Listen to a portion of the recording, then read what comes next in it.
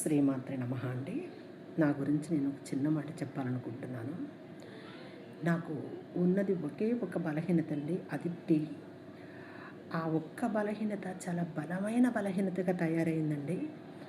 నాకు చిన్నప్పటి నుంచి అలవాటయిపోయిందండి. అది ఎలాగైనా మాన్పించుకోవాలని ఒక 2 సంవత్సరాల నుంచి నేను ఎంత ప్రయత్నం చేస్తున్నానంటే, 10 రోజులు మానేస్తానండి. 11వ రోజు మళ్ళీ తాగేస్తాను.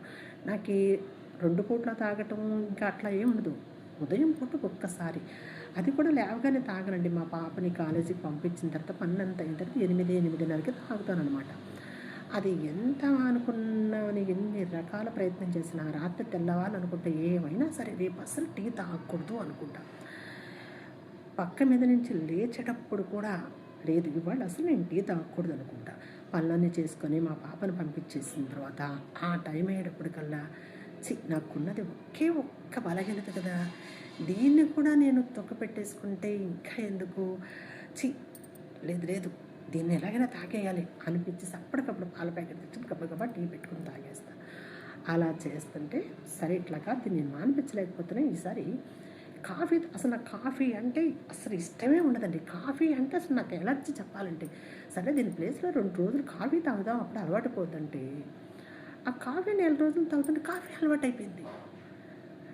నిమ్మ నీళ్ళు కానీ ఇంకేమన్నా లెమన్ టీ కానీ తాగిన అవి అలవాటు అవటలేదు. ఇది మాత్రం అలవాటైపోయి అస్సలు ఎంత బలహీన అంటే ఇన్ని తెలిసిని దేన్నైనా నేను కంట్రోల్ పెట్టుకోగలిగిన నేనే ఇంత చిన్న బలహీనతగాన్ని జయించలేకపోతున్నానంటే నాకైతే ఎంత ఆలోచన వచ్చిందో. చూడు పిల్లలు, చిన్న చిన్న పిల్లలు తెలిసి తెలియక పిచ్చి అలవాట్లలో పడిపోతే ఆ బిడ్డలు అసలు ఎంత మానాలనుకుని ప్రయత్నించినా మానలేకపోతారు కదా. అసలు తల్లిదండ్రులు మానిపించడం కాదు, వాళ్ళకు వాళ్ళే మానాలనుకుంటారు కానీ మానలేకపోతారు. అమ్మో ఇదేదో ఒక టీ కాఫీ కనుక ఇలా ఉంది, అదే ఇంకా భయంకరమైన అలవాట్లయితే ఎలా ఉంటాయి అనే భయం వేస్తుందండి నాకైతే.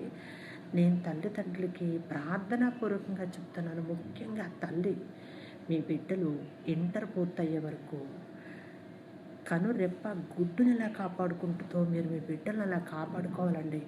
ఒక్కసారి చెడు వ్యసనం అలవాటైందంటే మీరు మాన్పించడం కాదు, మీకు మీ బిడ్డ దక్కకపోవటమే కాదు, ఆ బిడ్డ తనకి తానే దక్కని పరిస్థితికి వస్తుంది.